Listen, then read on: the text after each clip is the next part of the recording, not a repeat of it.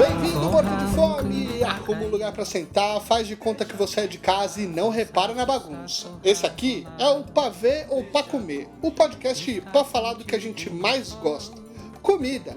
Tudo isso sempre acompanhado de convidados maravilhosos, porque a cozinha só é o melhor lugar da casa se ela estiver cheia de amigos. Então, vamos conhecer os participantes do episódio de hoje, que está delicious. Que vergonha que eu deleto.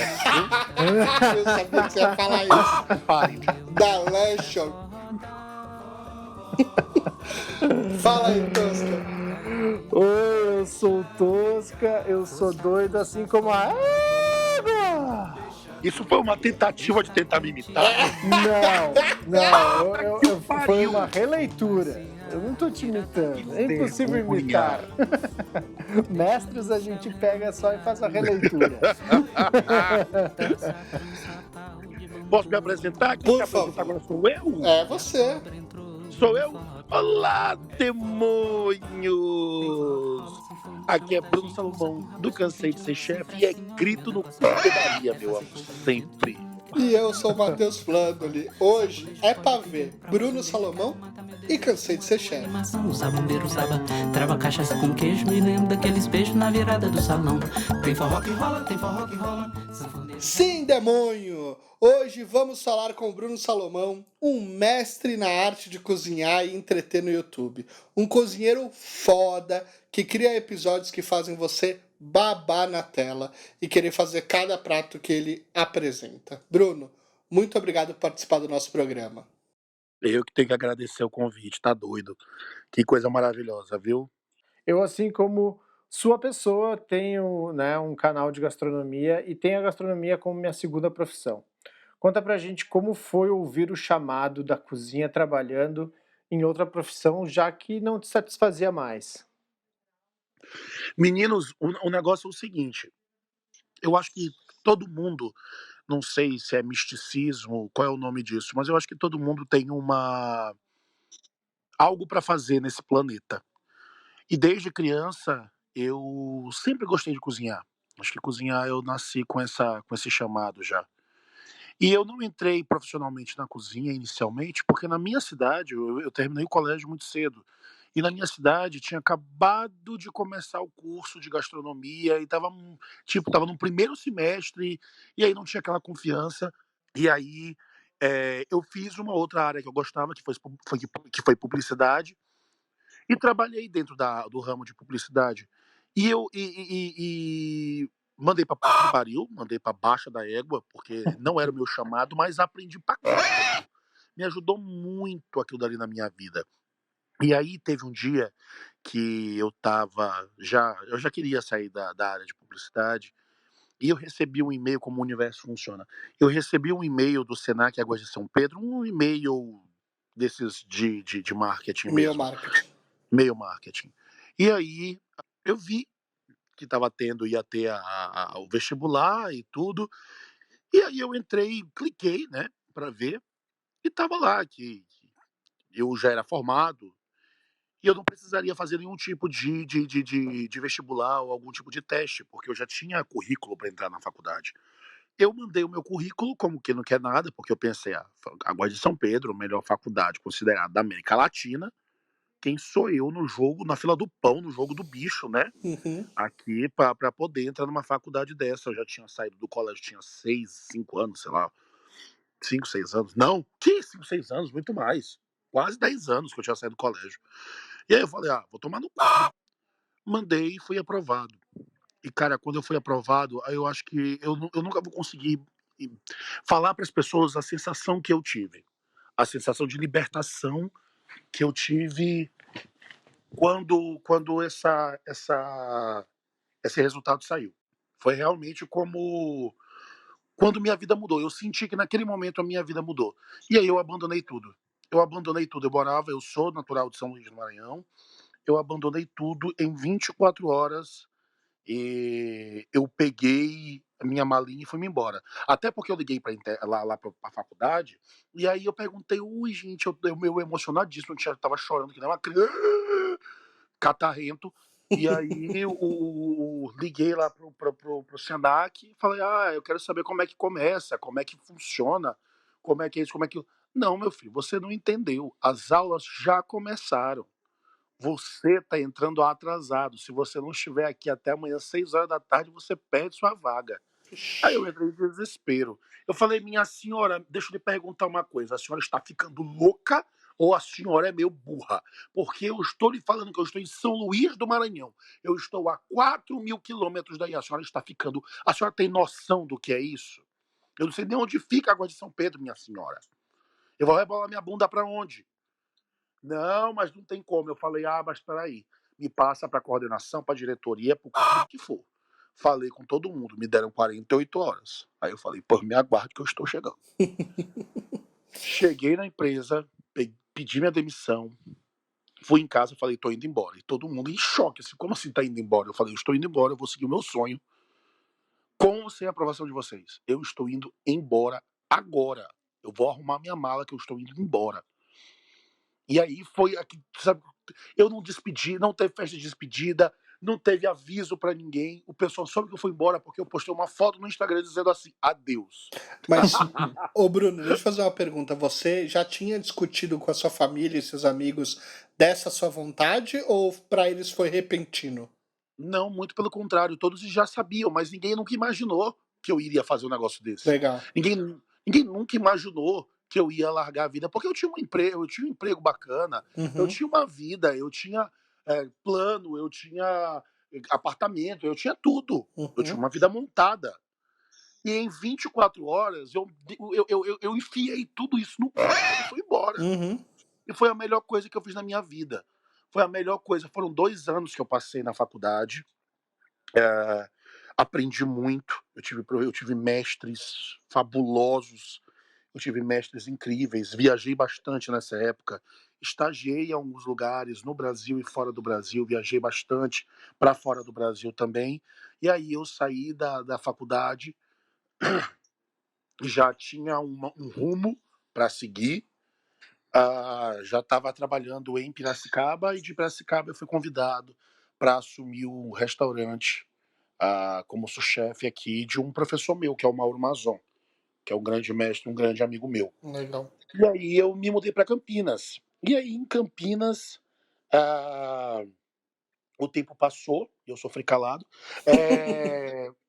mas eu vi que o que eu estava fazendo dentro de um restaurante era a mesma coisa que eu estava fazendo dentro de um administrativo de uma empresa. Porque uma coisa que eu mais odeio na minha vida é rotina.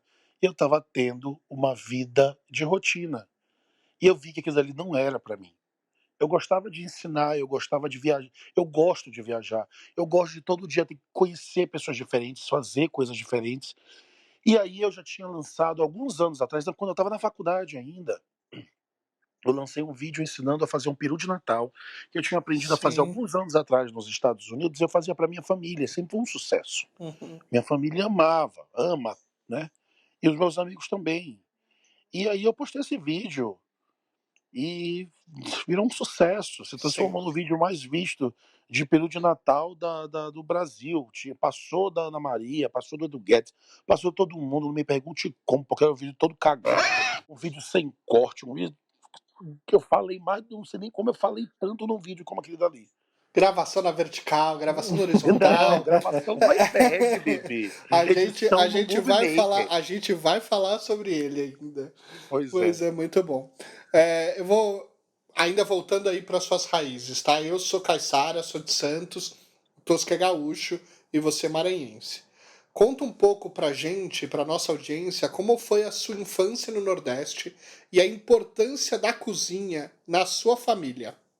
Me desculpando aí com todos os outros, mas eu acho que ser nordestino é algo que ninguém do resto do mundo vai entender, se não for nordestino. Sim. O orgulho que nós temos da nossa cultura, do nosso folclore, da nossa alimentação, das nossas bases indígenas, africanas, europeias e tudo aquilo que construiu o que nós somos hoje.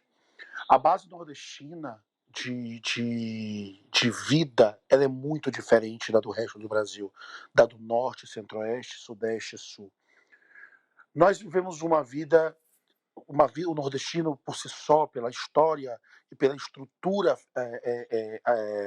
política, vive numa grande miséria, não todo lugar, mas grande parte vive numa grande miséria, e mesmo assim as pessoas não perdem a felicidade. Mesmo assim as pessoas não deixam de sonhar, mesmo assim as pessoas não deixam de terem orgulho de quem elas são, e da terra, mesmo que seca ou alagada, depende da região do Nordeste, delas terem orgulho daquilo dali. E eu acho que para mim, que cresci no Nordeste, vivendo a cultura, uma cultura muito híbrida, ali da cultura do norte do Pará com a cultura já do Nordeste, ali da base piauiense, que o Maranhão fica naquele beiracu ali, que ele não vai, não Sim. vai. Ele fica ali metade Amazônia, metade isso, metade aquilo, e aí a gente vive nessa cultura mista que é o Maranhão, que é linda. E eu acho que eu vivi o melhor dos mundos dentro da cultura, dentro do folclore, dentro da dança e principalmente da gastronomia. Minha família me ensinou a cozinhar desde cedo.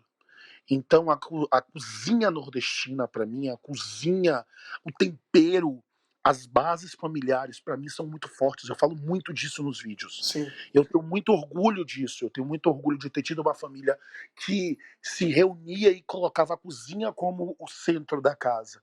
E aonde nossas bases árabes, as bases da minha mãe, no caso, árabe e maranhense da minha mãe, e do meu pai, a base mais portuguesa e mineira, que meu pai é de Minas, eu sou metade mineiro. Então se transformou naquele caldeirão ali que foi se misturando tudo. E aí o meu tesão, o meu fetiche espiritual, sexual, carnal com a carne, com o churrasco, e com o churrasco americano e com o churrasco brasileiro. E aqui dali tudo foi se misturando durante a minha vida. Se você conversar com qualquer amigo meu da época do colégio, quem cozinhava desde criança era eu. Quem fazia os churrascos era eu.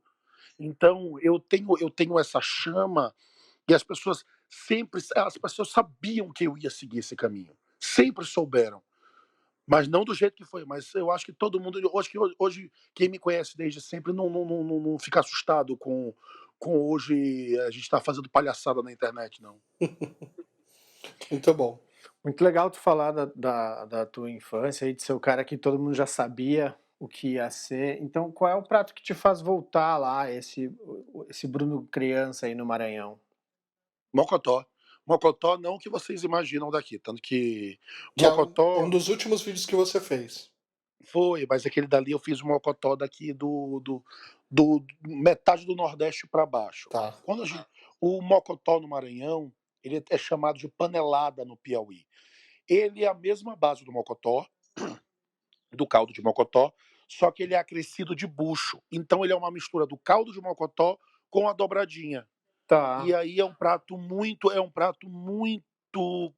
maranhense, é um prato muito nosso. E é o cheiro que eu tenho, é o cheiro do cozimento, do bucho, já limpo, lógico, mas do pé do boi, com a linguiça, com o bacon, com os temperos, a pimenta de cheiro, o tempero seco, que é a pimenta do reino, com o cominho, que é muito forte na nossa gastronomia, o coentro, que a gente chama de cheiro verde, né? Então, tudo isso, todas essas misturas moldaram o que eu faço hoje. Inclusive, tudo que eu faço hoje, independente de onde seja, eu coloco algumas coisas que para mim remetem à minha história. Esse mesmo, né, feitio que tu falou aí de usar o bucho, né, com a canela e tal, que é o bucho lá no sul a gente chama de mondongo, né, então também a gente acha que tem o mesmo feitio próximo aí de vocês, que eu fico feliz em saber, quando for ao Maranhão eu vou tentar comprovar esse sabor aí, se bate com as Meu minhas amor, quando referências. você for, você vai comigo. Ai, Se você for comigo, ah, aí você vai comer buchada, você vai comer mocotó, arroz de cuchá, peixe frito, camarão, caranguejo, doce de Esquece. O pau no Maranhão quebra é forte, meu amor, com gastronomia. O povo de lá não explode é por conta do calor, porque derrete no calor. Porque se for povo vir pra comer, eu nunca vi pão pra comer tanto, meu Deus do Que céu. maravilha, não, que bom ainda que eu vou E pra beber também. O povo bebe que é um desgraçado da vida. Que bom que eu vou com um guia perfeito pra me dar esse rolê aí. É isso. E acho que tem uma coisa que é legal também, é entender um pouco do impacto da cultura maranhense, que é tão particular. Você falou do Nordeste como um todo, mas da cultura maranhense na sua formação como pessoa e como cozinheiro. Olha, a cultura maranhense, ela é extremamente única. A cultura maranhense, ela vem de bases que nenhuma outra parte do Brasil recebeu, que foi a colonização francesa. Então nós tivemos a base de colonização francesa em São Luís do Maranhão, misturada com toda uma base que veio de algumas partes da África, das pessoas pretas traficadas da África e que foram os mesmos grupos que foram traficados também para Nova Orleans, para New Orleans. Então, nós temos ali bases, uma base africana muito única, nós temos uma base indígena dos índios Guajajaras, muito única ali também índios Guajajaras, tiveram várias tribos ali, mas principalmente os Guajajaras. Nós tivemos uma influência portuguesa e árabe também muito forte, então tudo isso influenciou em um folclore, em uma base folclórica, em uma base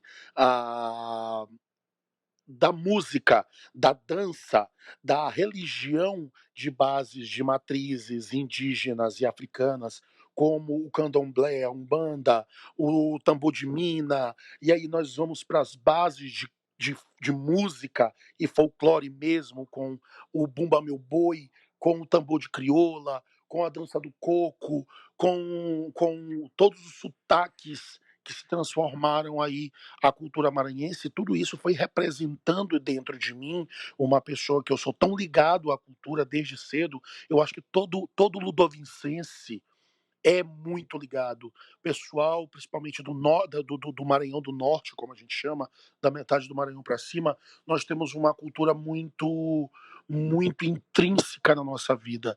Além, logicamente, de ser uma ilha e nós estejamos ali no meio do Atlântico, com uma base da pesca, a base do mar, a influência do mar na nossa vida, a influência da maré, a influência da lua, a influência da água. Então a gente tem todo um misticismo e toda a magia de São Luís, que é conhecida como a Ilha do Amor e a Ilha da Magia, porque realmente São Luís é uma ilha, é um lugar mágico, onde as pessoas deveriam conhecer. Infelizmente está muito mal cuidada, mas né? Aí a gente vai ter que tocar fogo no parquinho. É isso. E segundo o Tribo de Já, a Jamaica brasileira. A Jamaica, aí a gente nem falou exatamente, olha aí que mara, esse desgraçado miserável, não falou do reggae. O reggae, que é uma das nossas bases mais pesadas da música. O Maranhão é conhecido mundialmente como uma das capitais do reggae no mundo. E nós vivemos o reggae. A Estrela do Som, a Itamaraty, e todos esses grupos musicais de reggae que são muito legais, cara. O reggae do Maranhão é muito diferente do que o reggae daqui que o pessoal dança pulando, que eu nunca entendi o porquê. Lá, a dança, o reggae pra gente é dançado em dupla. Você dança literalmente se esfregando no outro. Aí que é bom. Aí sim. Fizemos um vídeo a respeito. Oi? E quando tu veio aqui para o estado de São Paulo, quais foram os impactos que tu sentiu na culinária e na escola enquanto tu estava estudando aqui?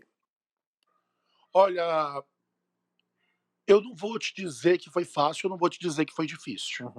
Vinha para São Paulo 2, 3 vezes por ano já, então eu já conhecia São Paulo, eu já conhecia o interior, eu já tinha viajado muito com meus pais, e eu não entrei na faculdade de gastronomia com uma mão na frente e outra atrás de conhecimento. Então eu já entrei na faculdade de gastronomia com uma base de cursos que eu tinha feito no Brasil e nos Estados Unidos, e aí para mim foi mais fácil. O que foi que pesou para mim muito ali no início foi o choque cultural, logicamente, de São Luís, do maranhense maluco, que a gente não pode ver uma pessoa, que a gente senta um do lado do outro se grudando, se pegando, e aqui no interior de São Paulo as pessoas praticamente não se tocam, e aí eu tive essa questão muito forte de pessoas mesmo, da mudança de como as pessoas se tratam, como as pessoas se falam, como as pessoas se olham. E aí veio também uma questão ah, que existe, que é uma questão xenofóbica ao nordestino, mas whatever, isso acontece. Eu não estou aqui para passar pano, mas eu também não estou aqui para falar disso agora, até porque sim, são coisas que não acho que não condizem com o que a gente está botando aqui, que é a gastronomia. Mas eu acho que todas as experiências que eu tive no Sudeste, elas me fizeram crescer muito como profissional. Até mesmo porque, como eu não tinha família aqui, eu estava sozinho. Eu estava absolutamente sozinho. Então eu tive que passar por tudo isso sozinho. Eu tive que viver tudo isso sozinho. E foi muito esclarecedor para mim, como ser humano, quando eu estava numa faculdade de elite, sozinho, sendo um dos caras mais velhos da turma, que estava ali para estudar, e eu tinha uma total certeza que eu ia entrar na faculdade, ia ser o pior, porque todo mundo tinha acabado ali, era todo mundo muito jovem, tinha acabado de sair do colégio, ia estar todo mundo fresco, e foi totalmente contrário. Era festa, droga, balada, ninguém queria, muita gente não queria nada com nada, e eu acabei saindo dali da faculdade, me destacando, porque enquanto o pessoal estava na balada, eu estava estudando. Eu estudei para um caralho, eu trabalhei para um caralho. E aí isso foi muito gratificante para mim. E quando você sai de uma faculdade como essa, já com nome, já com o pessoal tendo respeito por você, eu acho que isso me ajudou muito aí na minha vida profissional, e hoje eu estou onde eu estou. Ó, eu amo churrasco, é a minha culinária favorita, é um assunto que eu sempre quero aprender mais e foi assim, inclusive, que eu conheci o seu canal. Mas uma coisa que eu sinto é que nesse meio, principalmente no interior do Brasil, existe ainda muito preconceito com a homossexualidade com o público LGBTQIA+. Sim. Como foi essa experiência para você ou como é essa experiência para você? Existe ainda um preconceito? Olha, eu vou te falar que ser um homem gay no meio do churrasco, eu não vou te dizer que no início foi fácil, não foi. Não tive problemas seríssimos, não vou te dizer que, nossa, teve homofobia, teve violência. Não teve. Tinha nariz torcido. Sim. Mas pra mim, cara feia, pra mim é fome ou é falta de roupa. Sim. E aí, meu filho, o que acontece? Você tem que se dar o respeito e se impor. E eu me impus e me coloquei o respeito pelo conhecimento e pelo trabalho bem feito nos eventos e em tudo. Então, eu acho que houve, logicamente, no início, um, um certo, uma certa vibração, bad vibes ali, mas que foi corrigida em pouquíssimo tempo, porque eu acho que as pessoas viram que tinha algo a mais do que a bicha churrasqueira. Mas e do ponto de vista também de cozinha? Ou seja, você sai daquela cultura maranhense que é única e exclusiva e você cai e começa a trabalhar no interior de São Paulo, né? E você começa a ter que, de uma certa forma, adaptar um pouco para o Sim. público paulistano, paulista, enfim. Como foi esse impacto? O que que você vê que são as principais diferenças de culinárias de dois estados completamente diferentes? Meu amor, a primeira grande diferença é a pimenta, né? Porque a gente bebe pimenta na mamadeira. Sim. Essa é a primeira coisa. Outra, a quantidade de sal. Mas a gente come muito sal. A comida do Nordeste, ela é muito forte, ela é muito carregada. E isso influenciou a minha mão no início, até eu balancear os meus sabores que eu gosto e entender que eu não estava cozinhando para mim, porque é muito orgânica Sim. essa situação da cozinha. Quando você está lá dentro, você entra num parafuso, você entra ah, como é que eu posso dizer? Ah, hum, você entra num transe religioso ali dentro da cozinha que você começa a trabalhar. E aí, algumas vezes, você tem que voltar para si e falar: bem, eu tô cozinhando, eu não tô cozinhando para o maranhense, eu tô cozinhando para alguém de Campinas. Exato. O povo daqui não come pimenta. O nível de sal aqui é muito menor. Porque aí começa a reclamação: ah, Bruno, o pessoal tá achando que a mão tá um pouco pesada. E aí volta pra terra, desgraça. Uhum. Aí você vai ponderando, mas mudou muito. A minha mão hoje é totalmente diferente, absolutamente diferente do que eu tinha. Tanto que quando eu vou para São Luís, meus pais ficam falando: a comida tá sem sal, tá sem pimenta. Eu falo: Não, ah, isso meu é cu brabo, agora. né? Ah, meu cu agora. O ruim de você sair da sua cidade natal é que você vira cidadão do mundo e de ninguém, né? Porque aqui você é Exatamente. maranhense, lá você virou paulista. Você Perdeu já o não é. Exato, sotaque, é essas esse. coisas, né? O pessoal vai. Aí eu passo o quê? 15 dias em São Luís. Aí eu Aham. volto com o sotaque pesado. Eu volto com a mão pesada. Aí eu Sim. tô pensando: É tá muito isso. salgado. Aí eu falo: É isso. É isso. é um... Ó, seu canal no YouTube tá registrado desde 2006. Não é, Mas menino. o primeiro vídeo apareceu só em 2014. Pelo menos o que tá lá ativo, que é o Peru de Natal que você falou, né? Tinha outros vídeos antes. Então, Mas eu eu deletei. ia te perguntar, você criava outro tipo de conteúdo? Como foi o seu processo até ter uma rotina de criação de conteúdo frequente como você tem hoje? Meu Deus, como é que eu vou responder essa pergunta? Vamos lá. O que você criava? Como você criava outro tipo de conteúdo? Que conteúdo que Olha, era? eu tinha de bebida, de drink. Legal. Eu tinha feito uns drinks de absinto, coloquei lá e os vídeos estavam bombando também. Uhum. Mas quando eu comecei, eu cansei de ser chefe, que dali não fazia nem cabimento tá Não ali, tinha mais aquela coisa sentido. completamente tosca. E aí eu fui só pra gastronomia. Mas eu gravei antes de começar o canal Cansei de Ser Chefe, eu gravei alguns vídeos ainda com meu ex-marido lá nos Estados Unidos, Uhum. com o Daniel. A gente gravava no apartamento lá dos Estados Unidos, da família dele. Ah, e postou, e deu certo. E aí, quando eu estava no Benedito, e eu já tinha aceitado que eu não iria viver aquela vida mais, eu ia fazer outra vez, eu ia me jogar do desfiladeiro sem olhar para baixo, eu ia pedir demissão e falar: vou seguir outra coisa, que foi o que eu fiz. Eu vi que estava dando certo. Eu vi que ali o YouTube, aquela criação. Porque o que eu vi no YouTube, eu vou ser bem sincero com vocês. Aham. O que eu tinha visto no YouTube era um bando de pau no cu, perdoe, mas era um bando de pau no cu. É um bando de gente querendo ser certinha, querendo ser bonitinha. A gente já conhecia, a gente sabia quem era e não era bonitinho, não era legalzinho. E Uhum. aí aquilo dali foi me frustrando, porque eu via que as pessoas não ensinavam o negócio correto. As pessoas só ensinavam aquilo dali em metade de uma receita. Metade. Nem ensinava técnica, ensinava receitinha. Uhum. Isso me dava muita raiva, porque eu via que tinha muita gente no afã de querer conhecer. A gastronomia crescendo brutalmente, o interesse na gastronomia, e aí veio os programas de competição culinária e jogou tudo que as pessoas tinham. Já, a imagem da gastronomia já foi pro saco, porque parece que a gente era um monte de retardado que queria se matar toda hora, por mais que seja, mas não precisava as pessoas saberem disso. Mas é, eu acho que quando eu comecei um canal por necessidade pessoal, logicamente de um emprego, mas principalmente emocional, para minha saúde mental, para minha gana como cozinheiro, para minha gana como profissional e para a sociedade. Porque eu tenho uma questão comigo que a gente tem que fazer a nossa parte. Nós Uhum. temos que fazer a nossa parte para esse demônio desse país ir para algum lugar. Porque o único lugar que a gente tem ido é pro buraco.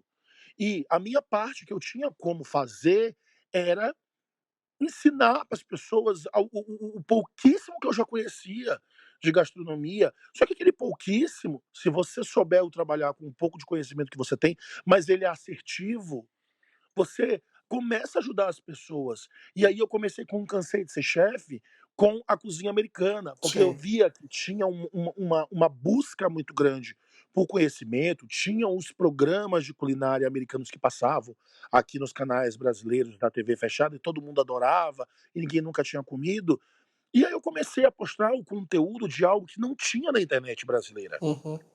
Abrasileirado para o sabor, porque aí eu fui estudar, aí eu fui desenvolver sabor, fui desenvolver tempero, fui desenvolver padrão. E aí, naquela época, a gente não tinha empresa, a gente não tinha pit, a gente não tinha lenha, a gente não tinha o carvão, a gente não tinha os cortes. Nós viemos das catacumbas, meu filho, aí do American Barbecue no Brasil. Era tudo mato. Era tudo mato. Era tudo mato. E foi foda. E até as pessoas, logicamente, como eu falei pra vocês, eu tinha um ódio dos bonitinhos lá, dos principezinhos, das princesinhas Uhum. da internet. Aí eu já cheguei logo arrochando, vai tomar no teu cu, enfia essa merda no rabo. E aí chamou os outros demônios, e aí foi um choque no início, foi um Uhum. choque, as pessoas ficaram chocadas, as pessoas acharam que eu daria um desrespeito. Só que eu acho que existe um tempo de maturidade até onde as pessoas vão começar a entender o teu trabalho, elas vão atravessar a barreira da hipocrisia, do ai meu Deus, tá falando um palavrão. E aí elas vão entender que aquilo dali faz parte de um contexto de ensino. Sim. Por quê? Qual é a minha metodologia? A metodologia do meu ensino não é falar palavrão porque eu tô falando palavrão de graça.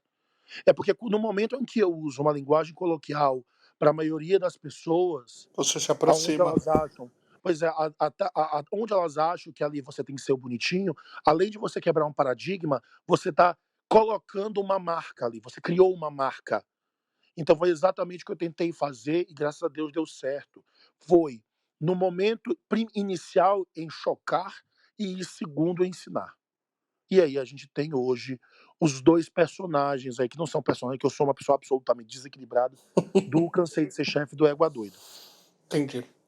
E em fevereiro de 2018, você lança um vídeo você lança um vídeo no YouTube falando sobre o fim do Cansei de Ser Chefe. É um vídeo pedindo ajuda da audiência para ajudar a manter os custos de produção do canal. Produzir conteúdo de qualidade é difícil e tem custos, a gente sabe disso, não é simples.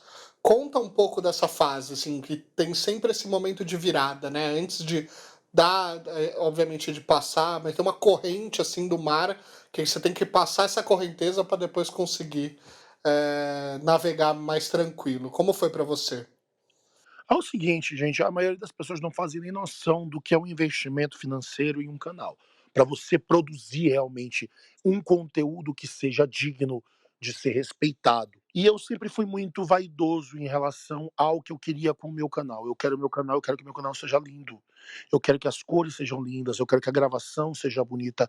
Só que no momento em que eu quero isso, eu preciso ter dinheiro para bancar isso. E aí eu tinha saído do Benedito, eu estava única e exclusivamente agora como Cansei de Ser Chefe, ou seja, a entrada que eu tinha era muito pequena, porque logo nesse início, não é que nem hoje em dia que a gente tem curso 3 vezes por semana e Uhum. gravação e evento, era muito difícil. Então a fonte começou a secar. E a E aí quando a monetização não fonte paga, né? Pois é, porque no início não se paga. E aí foi o momento em que eu abri o jogo para as pessoas. Cara, ou vocês, além de bater palma, vocês vão ajudar aqui com alguma coisinha, ou a gente vai continuar. A gente não vai continuar, eu vou ter que pegar outro rumo.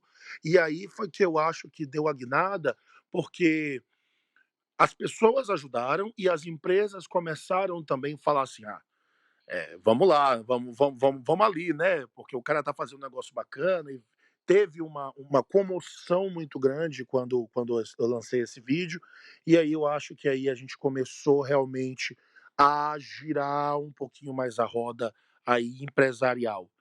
E deu certo, e deu certo. Eu acho que é interessante quando que o seu cliente, o seu público, ele tem acesso a informações como essa. Porque a maioria das pessoas ficam pensando que é muito fácil, é pegar, Uhum. colocar uma câmerazinha do celular ali e gravar e tá pronto. As pessoas não imaginam o que é a estrutura por trás de um canal como o Cansei de Ser Chefe. Em tempo, em equipe, em alimento, em quantidade, em tempo de preparo, em locação. É muito foda, cara. Os custos do canal são muito altos. Você tem uma produtora junto com você, né? Não é fácil. Exato. Hoje, os custos fixos do canal beiram 12 mil reais por mês.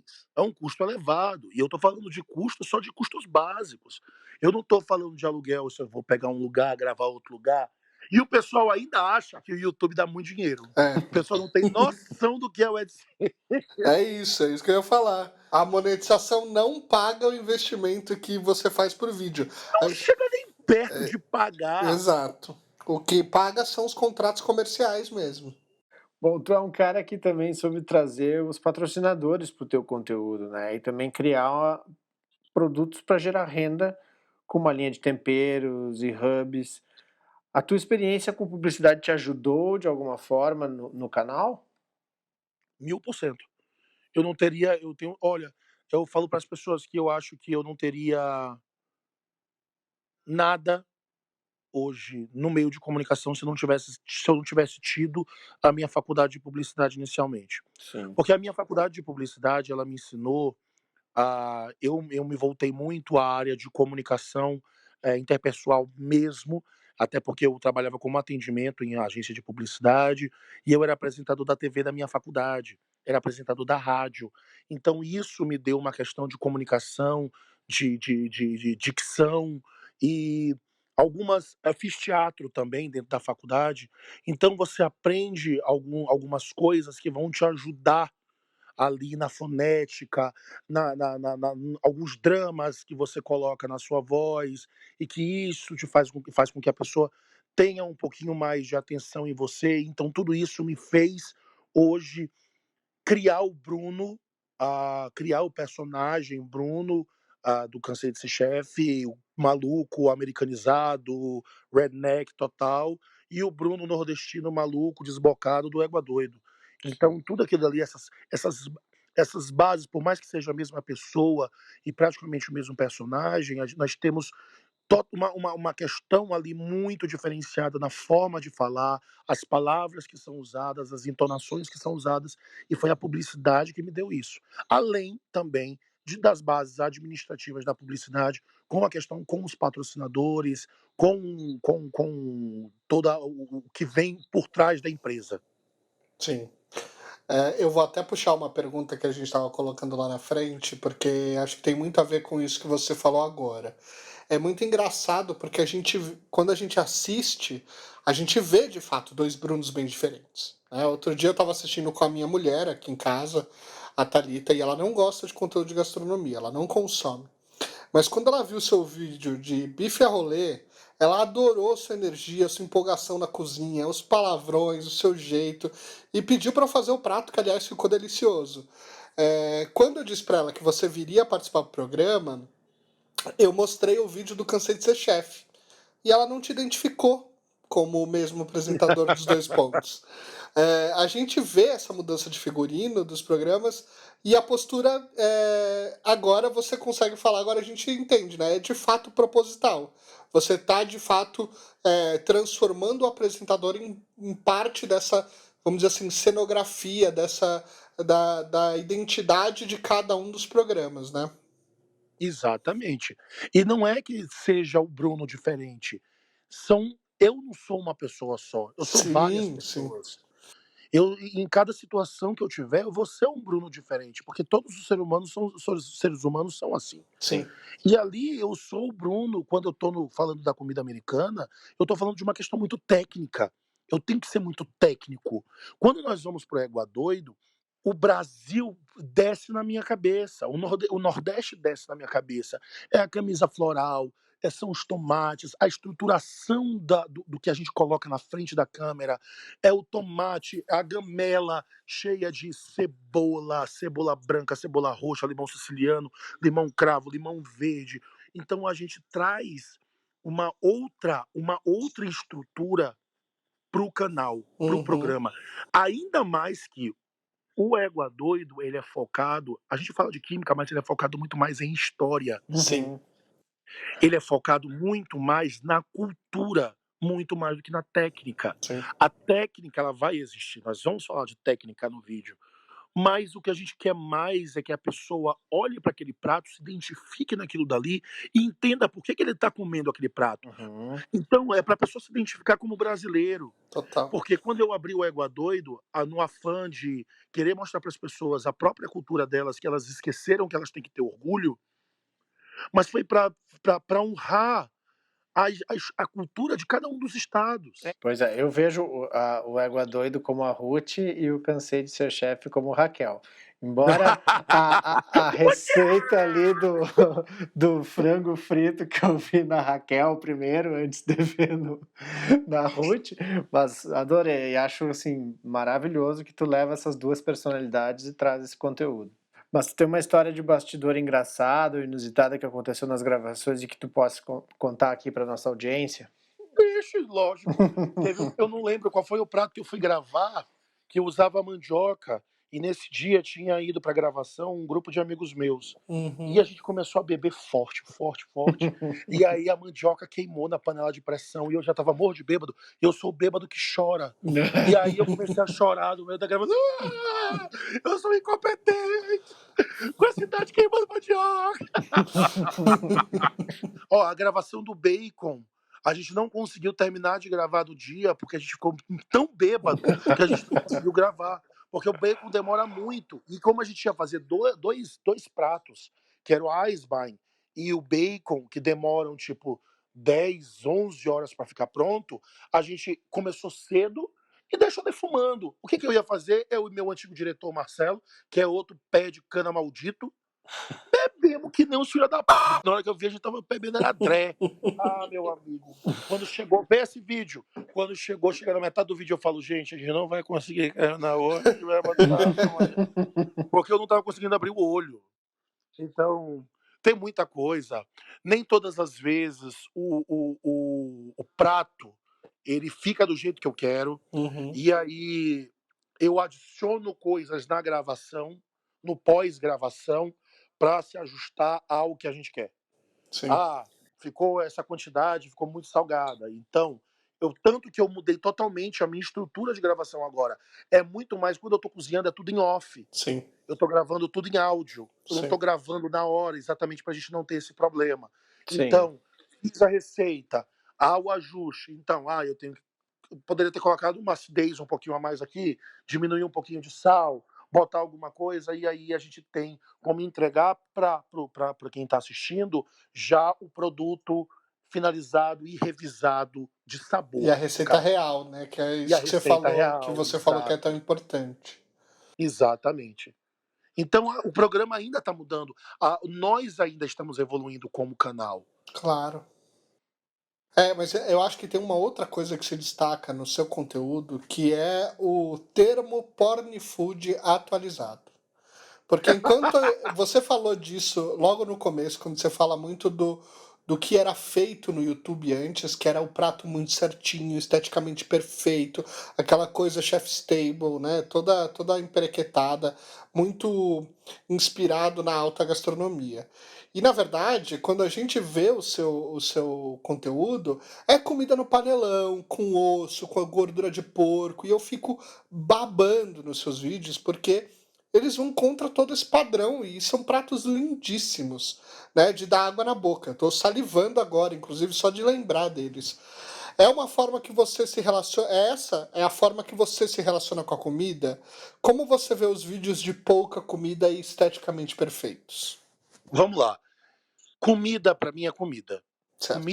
Boa comida é boa comida. Independente se ela é um prato minimalista, de um percurso de 35 pratos, onde aquele prato tem 12 gramas, Certo. ou um pratão de um cozidão com costela e manteiga de garrafa e banha.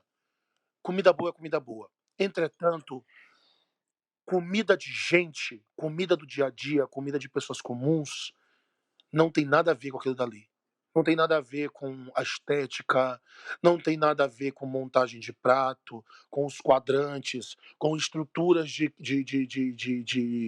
elevação, quadrantes de posicionamento para gestalt, de construção de prato, tabelas de cores de prato versus a tua tabela de cores não tem porra nenhuma a ver com isso. Isso não é comida para o dia a dia. Isso não é comida de pessoas que querem comer. Sim. Isso é YouTube. Isso é artístico. Eu não faço arte, eu faço comida. Eu sou cozinheiro. O Cansei de Ser Chefe veio exatamente disso. Cansei de Ser Chefe. Chefe é um Cargo. cargo dentro de uma empresa. Eu não queria mais ser a pessoa de montagem de prato. Eu queria fazer comida. Eu queria fazer comida numa panela. E o povo não podia, cada um pegasse o garfo e comesse na panela. Porque essa é a nossa vida. Esse é o nosso dia a dia. O cara que está fazendo faculdade de Direito ou de Medicina não vai pegar para fazer um foie gras empanado da pancô e frito no óleo de pato. Meu não vai. Isso não existe. É isso. Concordo plenamente. Então, o que eu tento trazer é o orgulho das nossas bases. Da base da casa da vovó, da casa do vovô, da fazenda, da tia, daquele restaurante que eu ia com meus pais quando eu era pequeno, daquela comida de casa. É esse o orgulho, é essa comida que eu acredito. Até mesmo porque eu tive uma crítica muito grande do meio gastronômico nessa época, quando a gente começou o canal, porque era tudo muito bruto, era tudo muito pesado, e as pessoas ainda estavam naquela de ser o bonitinho estética. O que eu fiz? Logicamente, o que qualquer um faria, eu mandei enfiar no cu. Então, o que a gente está tentando fazer é exatamente isso, é comida de verdade, é comida para as pessoas, é comida pra gente de verdade. Então vamos dar um amém aí para Praise the Lord. Exatamente. lindas falas. Praise the Lord, meu. Praise the Lord. Então, quais são tuas referências na cozinha e na criação de conteúdo? Quem o Bruno Salomão se inspira? Nossa, tanta gente maravilhosa que a maioria das pessoas nunca nem ouviu falar. Tá De a hora verdade, delas ó. conhecerem. Pode soltar o verbo. Eu acho que hoje uma pessoa que faz um trabalho lindíssimo é o All Things Barbecue com o Chef Tom. Ele faz um trabalho muito bonito da área de defumação e American Barbecue e cozinha tradicional americana, cozinha de churrasco americano. Eu sigo também a Ballistic Barbecue, que é um cara que eu acho foda também na cozinha de lanches e na cozinha de churrasco. Babish, acho que o Being with Babish, que é um canal gigantesco, acho que ele Sim. já passou aí de 5 milhões, Sim. não, 7 milhões É. de inscritos. O Babish é maravilhoso. O Bon Appetit, que é uma revista que eu assino e que eles têm um programa deles que eu amo, eu acho extremamente humano. Eu acho que as pessoas chefes são extremamente Eu adoro. humanos. É que eu sigo muito canal meu canal, minhas inscrições aqui, elas são divididas entre gastronomia e jardinagem. Muito Ah, bom. Então eu tenho maravilhoso. aqui gastronomia, aí 500 canais de jardinagem. Não, mas é isso Olha, também. tá falando com o Tosca que faz aí seu próprio tempero em casa, já faz a jardinagem toda. Ah, não, eu tô entrando aí. nessa vida. Foi desde que eu fiz um bigode, eu virei esse senhor que também anda com um regador embaixo do braço. Mas eu acho que também é uma extensão, né, cara? À medida que tu começa a ter o teu pé de alecrim, teu tomilho, é aquela extensão mesmo da cozinha, onde eu até brinco por estar num apartamento, vou dar um pulo ali na minha horta. Sabe? Como se eu fosse dar uma caminhada muito longa, mas é um rolê que realmente eu acho que vai complementando mesmo, assim, vai unindo, né? Quem gosta de Não, panela, lógico. gosta de mexer na terra também. Brasileiro, vamos lá. O famoso Bar do Justus, que eu já falei para ele, do Justo, eu já falei até. Ele até mandou uma mensagem, eu achei muito delicado da parte dele. Ter gravado um vídeo agradecendo, porque eu acho que ele nunca nem tinha me visto. E eu acompanhei ele há muitos anos, eu acho ele um cara fantástico, porque todas essas receitas de boteco que o pessoal ele ensina a fazer com proporção, ensina técnica, e tipo, ele tem 200, 300 visualizações, eu acho isso de uma maldade, porque eu acho o cara um cara fantástico, um cara que entrega mesmo o ouro e ele quer ajudar os outros, eu acho. Brasileiro também, gastronomismo, lógico. O Joshua, que eu falo muito dele, o Joshua Weissman, que ele teve uma explosão, ele explodiu nos Estados Unidos. Ele saiu, quando eu comecei a seguir, ele tinha 300 mil, não tem um ano, ele tá com 2 milhões e pouco. Cara, tem muita gente que vale a pena, tem muita gente que vale a pena. Coisa boa. Muita Muito gente. bacana. Bela lista. É mesmo, vou até copiar algumas aí que eu não conheço, que eu vou puxar pra minha lista agora de YouTube. Eu acho que todo mundo que tá seguindo, sigam, se não for seguir ninguém, sigam um canal. Se chama Pasta Grannies. O É Pasta maravilhoso, Grannies, eu sigo. Muito cara, boa. eu já sigo há um ano e É, pouco. também. Eu acho que é uma ideia que eu talvez, eu não sei se eu vou conseguir roubar essa ideia de pegar e sair viajando pelo país e pegar as véias aí do interior para fazer comida de verdade. E esse que esse canal fala, mas é dentro da Itália, das Eles bases pegam as italianas, vovós, das né? nonas. Cara, eu acho de uma riqueza, eu acho de um poder isso tão grande, você pegar e conseguir salvar para a eternidade receitas que iriam se perder ali com aquelas senhoras. Eu Total. acho isso fantástico. Eu também gosto muito dessa. Agora, teve uma ponta que você falou aí, acho que é o Bar do Justo, né? Isso. Porque uma outra parte importante do seu canal é que muitas das suas dicas não são para quem vai fazer comida em casa, mas é para o pequeno comerciante, né? O dono do bar, do boteco, do restaurante, que precisa de alguma inspiração, orientação para complementar o cardápio. Fala um pouco dessa sua visão e do seu trabalho com esse público. Olha, aí já vem de uma segunda leitura que eu fiz do mercado e uma segunda leitura que eu fiz de mim mesmo para com o que eu estava fazendo, para com o meu canal. No momento em que eu te ensino a cozinhar e que eu vi que as pessoas estavam tentando levar aquilo ali para uma área profissional para ganhar o seu dinheiro, para ter uma renda, para ter alguma coisa, eu me vi na obrigação de explicar para ela também o passo a passo para ela ter o sucesso dela como empresa. Porque não adianta só eu chegar e ensinar a receita. Porque no momento que eu estava ensinando só a receita e uma base de técnica, eu estava sendo um canal de culinária como outro qualquer. Sim. E quando eu vi a necessidade das pessoas nisso, eu acho que eu fui chamado de trouxa muitas vezes, por muita gente do mercado, arranjei briga com muita gente no mercado, graças a Deus, porque eu tenho nojo de todas aquelas que pegam fogo, mas eu acho que eu arrumei a briga que eu queria arrumar para minha vida, que é dar oportunidade para as pessoas delas aprenderem de graça. Quando tem muita gente e charlatão cobrando uma fortuna para ensinar coisa errada e vender, e é porque ensinando a coisa errada, a pessoa vai ter dificuldade e ela ainda vai ter que contratar ele para fazer consultoria. E eu vejo isso muito nesse mercado. Muito, muito, muito. Então, já que é para ser desse jeito, já que vocês querem fazer, as pessoas querem fazer o errado, nós vamos fazer o certo e dedo no cu e gritaria. O Mr. M da culinária. Ah, o pessoal, todo mundo fala isso. Meu cu, Mr. Muito bem.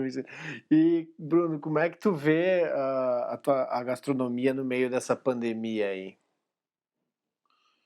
Olha, quer que eu te fale bem a verdade? Foi uma adaptação. Eu acho que, como tudo na vida, nós nos adaptamos. O início foi caótico. O início foi trágico, está sendo trágico para o pessoal de eventos, para o pessoal que trabalha com evento de gastronomia, para o pessoal que trabalha com restaurante. Agora está voltando a reabrir, mas foi um baque muito forte. Eu acho que vai demorar muito tempo para a gente retornar ao que a gente tinha antes. Sim. Vai demorar pelo menos uns 2 anos para a gente começar a pensar em voltar a uma normalidade que a gente tinha antes. Até porque o normal mudou, né? Sim. Mas o que eu acho que a gente vai ter que se adaptar, estamos tendo que nos adaptar já, e eu acho que as pessoas que tiveram problemas maiores e tiveram que fechar e tiveram que abrir mão pelas questões financeiras, que não percam o seu sonho. Eu acho que as pessoas não podem perder o seu sonho por conta de uma queda.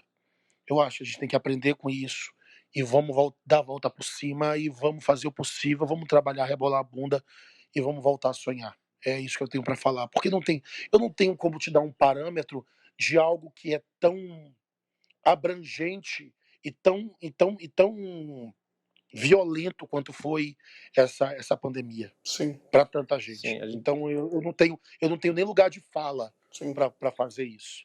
Então eu prefiro manter, eu prefiro dizer para as pessoas, nós vamos voltar. É isso. como diz o Noite Ilustrada, né? Reconhece a queda e não desanima, levanta, sacode a poeira e dá a volta por E dar a cima. volta por cima, exatamente.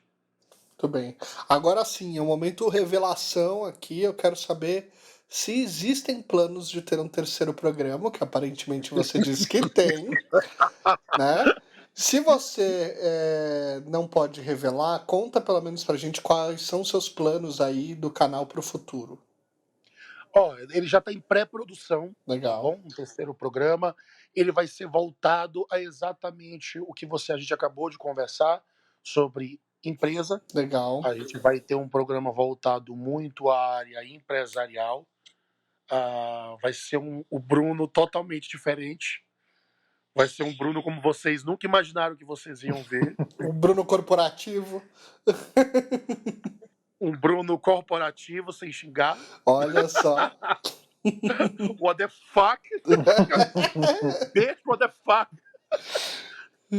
Mas vai ser um programa muito bacana. Vai ser um programa onde a gente vai falar muito sobre parâmetros empresariais, não só com receita, não só, mas de muitas áreas que Formação. envolvem a gastronomia, de formação mesmo. Que A legal. gente quer oferecer para as pessoas conhecimento de verdade.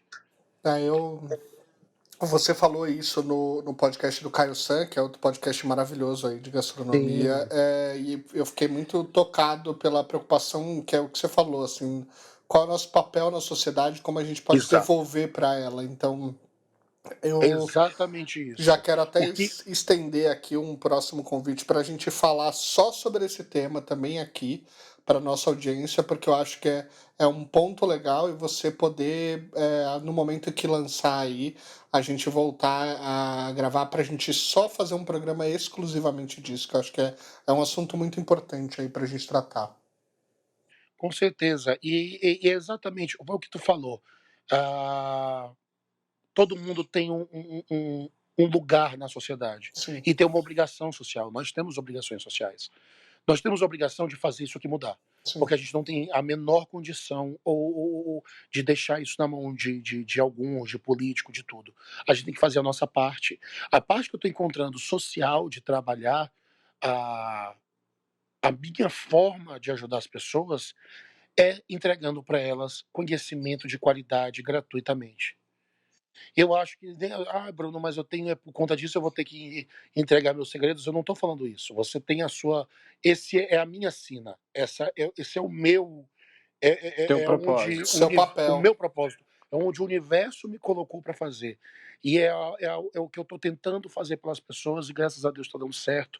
E hoje eu tenho histórias incríveis que eu vou levar para para minha vida e para minha morte, para o meu caixão. Eu vou levar coisas que eu escutei que eu nunca pensei que eu poderia ter escutado, de pessoas que falam que hoje conseguem, não tinham um centavo e pegaram alguma receita do canal ou algumas receitas, e hoje o cara tá pagando a faculdade da filha, comprando casa e comprando carro. Isso é muito louco. Isso é muito louco. Não, é transformador mesmo, né? Não é só transformador do alimento, do ingrediente, mas transformador de vidas. Isso é muito legal. Isso é muito louco. Antes da gente entrar no encerramento, eu tenho uma última pergunta que eu acho que vale a gente colocar aqui. Existe alguma coisa que você ainda não fez, tirando agora o programa que está na pré-produção, e que você gostaria de fazer do ponto de vista de conteúdo, que seja no canal ou fora dele? Não, lógico. O primeiro é que o pessoal do Maranhão até tem uma questão muito grande comigo, porque eu não falo de cozinha maranhense. Legal. Até agora eu fiz pouquíssimas receitas maranhenses. Por quê? Porque eu vou fazer um especial em São Luís. Que Eu vou legal. cortar o Maranhão e eu vou mostrar a minha cultura, eu vou mostrar o meu estado para as pessoas, eu vou mostrar a gastronomia e a história do Maranhão pela gastronomia. E vai ser um programa muito bonito. A gente já estava com ele preparado para gravar esse ano, mas infelizmente Com a pandemia não deu. o 2020 está comendo o nosso cabeça para baixo em giratório. Com areia. E aí, pois é. E aí a gente vai ter que passar para o ano que vem. Mas também, quem sabe, futuramente, quem sabe, duas coisas que eu imagino que futuramente possa vir a acontecer. É um programa na TV Legal. e eu ter um espaço físico mesmo, digamos, eu não quero ter restaurante, Deus me defenda. Eu quero ter um bar, eu quero ter um boteco, pé sujo, copo de plástico, mesa de plástico. Eu tenho vontade de ter um lugar, mas não agora. Eu ainda tenho muitos traumas ainda com cozinha. É melhor curar os traumas antes de abrir É. o boteco ou o bolicho, que eu gosto muito desse termo. Exatamente. Bom, infelizmente agora eu sou o arauto do fim, né? Então aqui a gente tá chegando no fim dessa conversa. Cara, delicious. Eu também não sei assobiar. Gostaram? Eu achei super legal. Maravilhoso. A gente conversou tanto com o Bruno quanto com o Salomão, do Cansei de Ser Sexo, do Égua Doida, essas duas pessoas que chefe, são uma né? só, maravilhosas. Obrigado, bem. Foi do caralho. Vocês são foda. O trabalho de vocês é foda. Pra ver pra comer, eu acho uma ideia foda. Eu acho que vocês colocaram o nome e a estrutura, eu acho foda. Acho que vocês estão fazendo um trabalho foda. Acho que o podcast é um produto fabuloso de troca de conhecimento. De verdade. Muito obrigado, Tá muito Bruno. legal. Quer deixar mais um recadinho final aí para nossa audiência? Lógico que eu quero. Se inscrevam no canal, desgraça. Se inscrevam no canal, entra lá no @Cansei de Ser Chefe, no Instagram também. Se inscreve lá no YouTube, Cansei de Ser Chefe, é só procurar, estaremos lá. E lógico, entra na loja brunosalomão.com.br, compra as coisas, demônio. Ajuda a gente a manter o negócio aí, muquirana. Ajuda, demônio. Tem uns hubs maravilhosos, estão sendo lançados no Brasil inteiro. Vai ter, se Deus quiser, nas grandes redes aí nós teremos os nossos temperos. Esse ano nós ainda vamos lançar um grupo muito grande aí de produtos para gastronomia, que vai ser muito legal, do Cansei e do Égua Doido.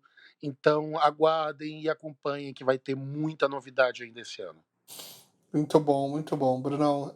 Muito obrigado por ter aceitado o convite de novo. Eu espero que esse seja o primeiro episódio, mas não o último que você venha participar. E é sempre bom conversar com quem é tão apaixonado por comida quanto a gente. Obrigado. E jardinagem. Exato. E jardinagem, meu amor. Também. Minhas plantas. Muito bom lembrado. Para você que nos ouviu até aqui, misera, não esquece de seguir o podcast lá no Instagram, no @pavêopacomerpodcast ou no facebook.com/pavê ou pra comer oficial. Conta o que você achou desse programa, demônio. Interaja comigo por lá. Vamos continuar essa conversa. Esse episódio vai ficando por aqui. Até a próxima. Tchau.